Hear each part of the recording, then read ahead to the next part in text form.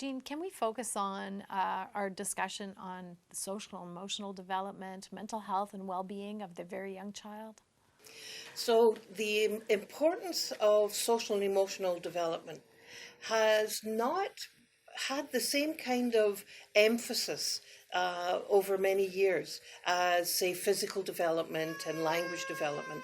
But what we're now learning is the social and emotional development, how little ones learn about themselves, become more aware of themselves, how they learn how to regulate their energy and their tension, their self-regulation, has a very, very big influence on how they interact with the world. So when we think about well-being in infants and toddlers, first of all, the data and research shows us that little babies and toddlers are absolutely, it's possible for them to have mental health disorders. That, you can have a baby who has depression, which is really hard to think of. And there's a good resource called Supporting Ontario's Youngest Minds, if people want to look more deeply into that. But when we're thinking about social and emotional development, we're talking about the ability of the babies and toddlers to form close and meaningful relationships with others, including other children, so forming close relationships, absolutely key. The next is to be able to become what I call the boss of your emotion. The learning, babies and toddlers are all about learning what does this emotion feel like, and over time they learn how to regulate that emotion, how to manage it, how they express it. That's crucial, and that's part of growth and development. And so it requires adults who are hugely attuned to the baby's different expressions. So when they are distressed, an adult needs to come in and say, "Oh, I see you're distressed. What can we do to make you feel better? What can we do so that you're not so distressed?" Whereas oftentimes it is, "Oh, don't worry, don't cry, there's nothing to cry about." We really have to reel in those kind of messages so that the child, the babies and toddlers learn my emotions count. I'm seen and felt by the people in my environment.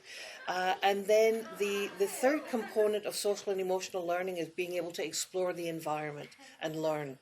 Because once you're securely feel safe and know you're going to be soothed and that you are seen by people, then you can explore the world and learn. So that's an all-round definition of what social and emotional learning is. It follows a pattern over time. It is integrated with other development as children's gross motor and fine motor and cognitive development. They all interplay. One doesn't develop and then the other one catches up. So we need to be thinking about the development of the whole child when we're thinking of this. Infant mental health and children's social emotional development is a relatively new body of knowledge for our early childhood educators, something that we haven't delved into deeply over time. You spoke about one resource. Can you suggest some other resources for our early childhood educators to deepen their understanding about things like self-regulation and infant mental health? I think to fully understand this concept of self-regulation, I think the best resource that we have is Dr. Stuart Shanker's work. His work on self-reg, looking at the development in a biological domain, in a cognitive domain, social domain. He looks at 5 domains and really helps parents and educators look to see, how am I understanding this behavior?